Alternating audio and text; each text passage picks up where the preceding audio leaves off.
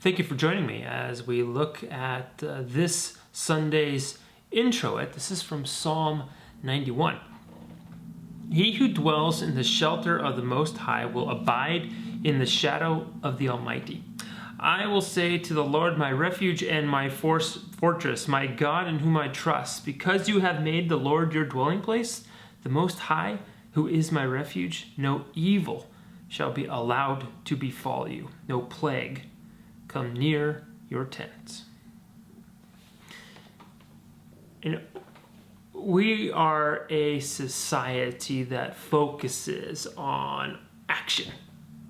When a problem occurs, I want to know what I need to do in order to fix it. And also, what do I need to do in order to prevent it from ever happening again? When chronic pain and problems occur, I want to know what I need to do in order to get some relief. Now, I have back problems. And a question that I ask and that I wanted to know when I started getting some treatment for it was, what do I need to do in order to manage the pain and be able to get some relief? Now, unfortunately, the answer was, oh, you don't need to do anything. You'll be okay. No, that wasn't the answer. Unfortunately, the answer was consistent exercise, back-focused exercises. And then that only helps relieve and manages the pain. It doesn't completely get rid of it. Now, we do have questions that we ask throughout our lives. What do I need to do in order to get an A?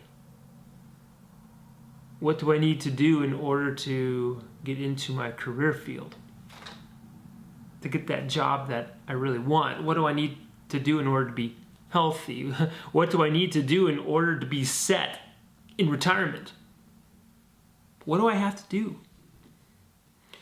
Right at the beginning of this psalm, of this introit, the word that is given is, he who dwells in the shelter of the Most High will abide in the shadow of the Almighty. Here's the promise. Those who dwell in God will live in safety. But I tell you what, this idea of dwelling in God is not all that easy to understand. And I say that because dwelling is not an easy thing to do. And I think that it might have been easier if God had said, all you need to do is pray a certain prayer 5 times a day and face a certain direction. Then you will always have peace. But peace and contentedness is not something that an action that we take gives. Instead, that peace and safety comes by existing in God. God in this psalm gives assurance that he will protect and give safety to those who dwell with him. Because you have made the Lord your dwelling place, no evil shall be allowed to befall you. Now, protection is not necessarily connected to an action that we take, but rather it is connected to God and what he does for us. And what that does is that it puts us at his mercy. We don't get to control it.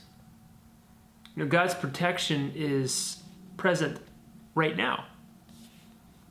It happens in ways that are hard to identify. But the message is loud and clear. Good things happen to those who dwell with God.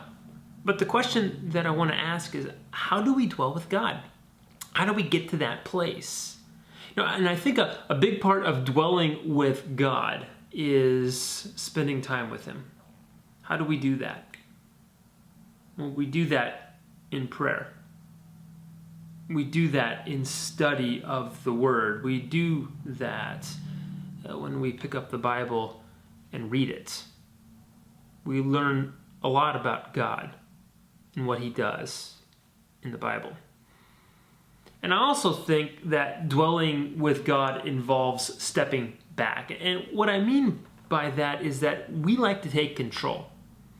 We like to believe that our actions influence behavior. Now, there is this popular thought out there that says the more faith you have, the more God will give you, and He's going to give you the things that you want. And in essence, that turns God's actions into something that we can control. It also raises the question that if we don't get what we want, then maybe we don't have enough faith. And that's not dwelling with God at all. That's trying to control God. And we are constantly tempted to connect our actions to God and how He treats us. But that's not what it means to dwell with God. To dwell with God is to de-emphasize our actions and to trust in His promises. We trust that He loves us. We trust that He gives us what we need. We trust that we have safety and protection, not because we've earned it, but because He just gives it. To dwell with God is to be content. Thank you for joining me.